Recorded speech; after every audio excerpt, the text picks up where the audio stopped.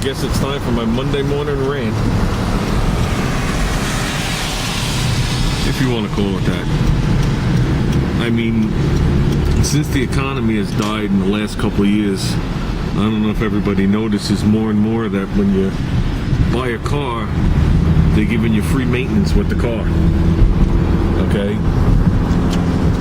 And what's happening now that we're into it for 3 years or so, and some manufacturers are even longer than that. I remember Mitsubishi started that like 8 years ago. You know, when they had problems with Chrysler, and Chrysler dropped a dime, and then all of a sudden all the Mitsu recalls came out, and all the customers went running scared.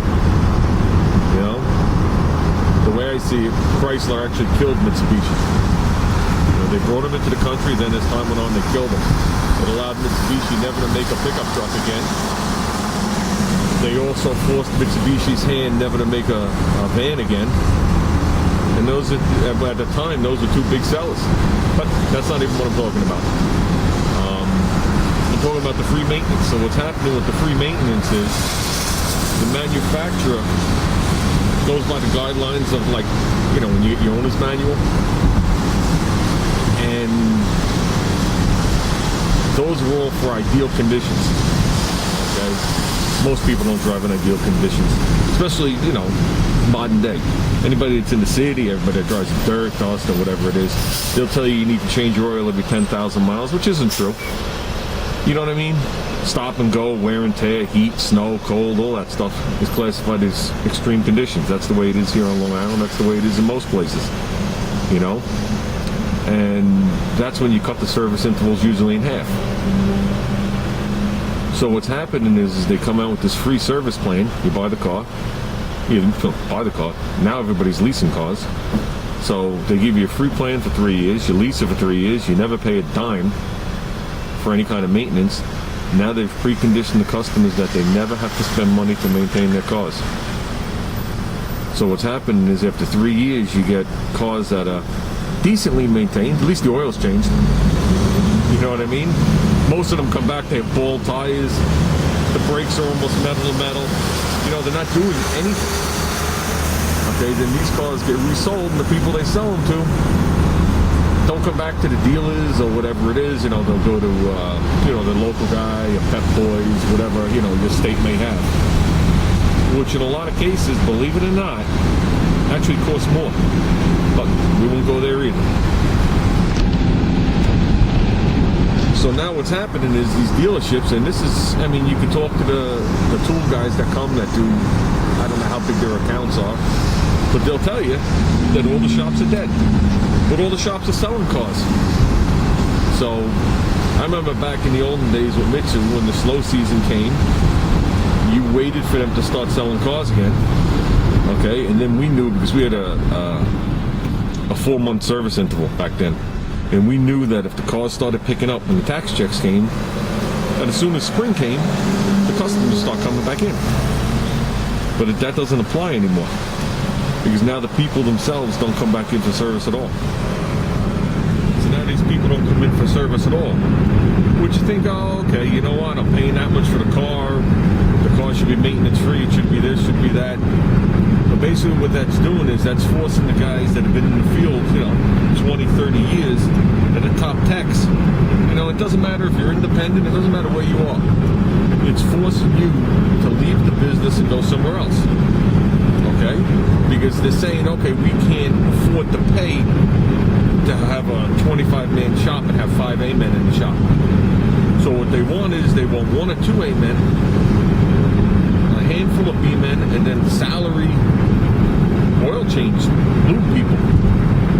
Okay?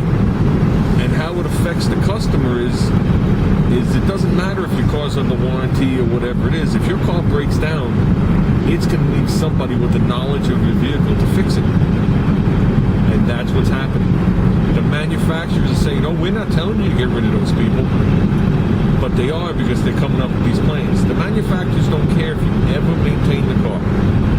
Their money, their whole thought process is selling the car, period. And you coming back and buying another one. They will never sit there and talk to you about, oh, okay, And this month you guys did good on maintenance. This month you guys did good on this. They'll just tell you your warranty's too high and you're not selling enough cars. That's all they care about. So as these people leave, which they are leaving, you know what I mean? These people are leaving. They're going for all sorts of different jobs because their salaries have been lowered down so much. It's like the elevator coming down to the ground floor. They could just step aside and go somewhere else because they've already become adjusted to that salary. And as these people walk and your cars come in for service with your free maintenance plans and all this stuff, they're not getting repaired, or they're going to lay there. And the dealerships and these places can't understand why their customer satisfaction has dropped, because they think they can beat an oil change lube person. They think they can beat that same work out of him as they did as an A-man, and it just doesn't work that way. You know, I've seen people working in the field that have no knowledge of cars and will never have knowledge of cars. It's not like, oh, okay, they're in the early stages. Those have become few and far in between. I mean, we're not talking about the 60s, 70s, and 80s anymore. These people are not working on their cars in their driveways. And the ones that are usually move on to either a private shop, you know, where they're doing the foreign cartoons and all this other stuff, or they're just doing it, you know, getting through college and moving on because they know the field is dead. So, I mean, that's my rant. My rant affects me and it eventually affects everybody. I mean, it is affecting everybody. So, it's another way the corporate has gotten the smaller guy again. But they do it so innocently, and when you speak to them about it, they get all defensive on it, like it's not their fault. Well, this is my fault. So, like I said, if you buy and lease a new car and it breaks, good luck. You know, there are some good shops still out there, and they have to change their mentality. These stores, they have to get away from commission repairs and get to set salaries. You know, they just want to see people produce money. That's all they want to see because they're greedy. They have you there 8 hours a day. They don't want to see 8 hours a day from you. They want to see 15 hours a day from you. You know, 8 hours to them is you're a loser. We're going to replace you. So, that's it. That's my Monday morning rant.